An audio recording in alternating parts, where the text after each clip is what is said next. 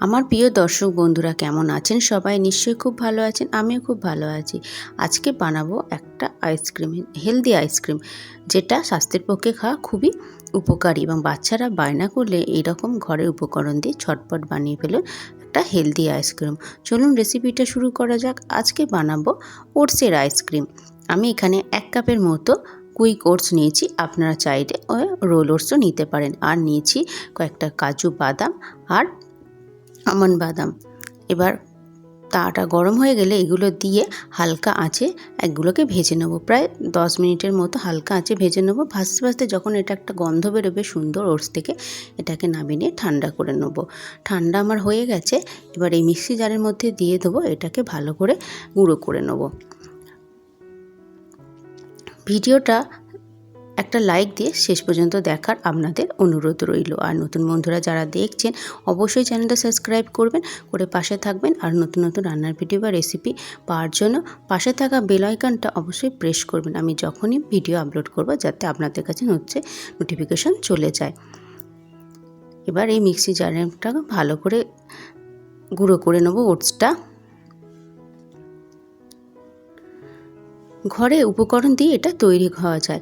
আর এই ওটসের আইসক্রিম খাওয়া স্বাস্থ্যের পক্ষে খুবই ভালো। ওটসে প্রচুর পরিমাণে ফাইবার আছে, যেটা আমাদের পক্ষে খাওয়া খুবই উপকারী। এখানে আমি 2 কাপের মতো দুধ নিয়েছি। দুধটাকে আমি ফুটিয়ে আগে থেকে ঘন করে নিয়েছিলাম।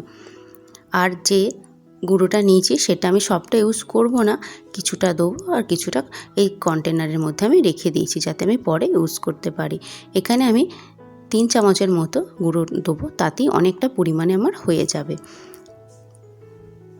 ওটস অল্প দিলেই অনেকটা বেশি হয়ে যায়, তাই এখানে 3 চামচের মতো দেবো, দিলেই বেশি হয়ে যাবে। দেওয়ার সঙ্গে সঙ্গে এটাকে কন্টিনিউ নাড়াতে হবে, না হলে এটা দানা পাকিয়ে যাবে। তাই একটা হুইসেলের সাহায্যে এটাকে কন্টিনিউ নাড়াতে থাকছি। আপনারা চাইলে এরকম ওটস গুঁড়ো বাড়িতে তৈরি করে রাখুন। আর যখন বাচ্চারা বায়না করবে এরকম ঘরেই বানিয়ে দিন হেলদি আইসক্রিম। এতে আমি দিয়ে দিলাম কিছুটা মিষ্টি। আপনারা চাইলে এখানে চিনিও ইউজ করতে পারেন। আমি একটু হেলদিভাবে বানাবো বলে তাই এখানে মিষ্টি দিলাম। এটা নাড়াতে নাড়াতে দেখুন ঘন হয়ে গেছে। এটাকে এবার নামিয়ে নেবো, নিয়ে আবার ঠান্ডা করে নেব। ঠান্ডা আমার হয়ে গেছে একদম।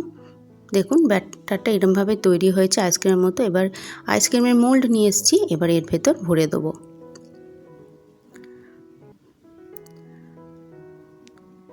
বাচ্চারা বায়না করলে এরকম একটা আইসক্রিম ঘরেই তৈরি করে দিন, যেটা স্বাস্থ্যের পক্ষে খাওয়া তাদের খুবই উপকারী। বাজার থেকে কিনে সবসময় আইসক্রিম না খাওয়াই ভালো। ঘরেই এরকম যদি আইসক্রিম পাওয়া যায় তো ঘরেই তৈরি করে নিয়ে খাওয়া যেতে পারে। এবার এই আইসক্রিম মোল্ডের ভেতর এগুলোকে দিয়ে আইসক্রিমের মোল্ডটা বন্ধ করে নেব। আমার সব আইসক্রিম মোল্ডের মধ্যে ভরা হয়ে গেছে, এবার বন্ধ করে দেবো। কিছুটা ব্যাটার আমার বেঁচে গেছে, তাই আমি এই কাপ নিয়ে এসেছি কাগজের, কফি খাওয়ার যে কাপগুলো। এবার বাদবাকিটা এর ভেতর আমি ভরে দেবো। এর মুখগুলোকে বন্ধ করে দিচ্ছি আইসক্রিমের মোল্ডের। এবার এটাকে ফ্রিজে রেখে দেবো প্রায় 1 দিনের মতো। 1 দিনের মতো রেখে দিলে এটা ভালো মতো সেট হয়ে যাবে। এবার এই কফি কাপগুলোতে বাদবাকিটা ঢেলে নেব। ভিডিওটা কেমন লাগলো অবশ্যই কমেন্ট করে জানাবেন। পারলে চ্যানেলটা সাবস্ক্রাইব করবেন, করে পাশে থাকবেন আর নতুন নতুন রান্নার ভিডিও বা রেসিপি পাওয়ার জন্য। আমি এরকম গুঁড়ো মাঝে মধ্যে ঘরে তৈরি করে রেখে দিই। যখন মনে হয় আইসক্রিম খাবো তখনই এরকম দুধে ফুটিয়ে সেটাকে ফ্রিজে দিয়ে দিই জমতে। আমার কাছে অ্যালুমিনিয়াম ফয়েল ছিল না, তাই আমি এখানে ভালো পরিষ্কার প্লাস্টিককে কেটে নিয়েছি, নিয়ে সাইজ করে আর এই গার্ডার দিয়ে মুখটাকে বন্ধ করে দিচ্ছি ভালো মতো টাইট করে, যাতে এতে কোনো হাওয়া না ঢুকে যাতে বরফ না জমে যায়। মাঝখান থেকে একটুখানি ফুটো করে দেবো, দিয়ে এই আইসক্রিম স্টিকগুলো দিয়ে দেবো। আমি সবগুলো কাপের মধ্যে ভরে নিয়েছি। এবার ছুরি দিয়ে কেটে নেব।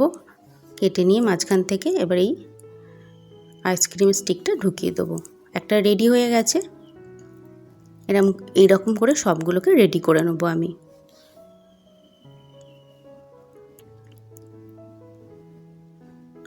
এবার এগুলোকে ফ্রিজে রেখে দেবো একদিনের জন্য। একদিন পর এটাকে বের করে নিয়ে এসেছি। দেখুন, প্রথমে যদি বার করতে একটু অসুবিধা হয় তো একটু ঠান্ডা জলে রেখে দেবেন, এটা ভালো মতো বেরিয়ে যাবে। কি সুন্দর হয়েছে, এটা কেউ বলবে ওটসের আইসক্রিম যেমন খাওয়া স্বাস্থ্যের পক্ষে ভালো তেমনি খেতে সুন্দর হয়েছে, কারণ এতে প্রচুর ড্রাই ফ্রুটস দেওয়া আছে। কেমন লাগলো ভিডিওটা অবশ্যই কমেন্ট করে জানাবেন। যদি ভালো লেগে থাকে তো লাইক শেয়ার কমেন্ট করতে একদম ভুলবেন না। আর চ্যানেলটা অবশ্যই সাবস্ক্রাইব করবেন।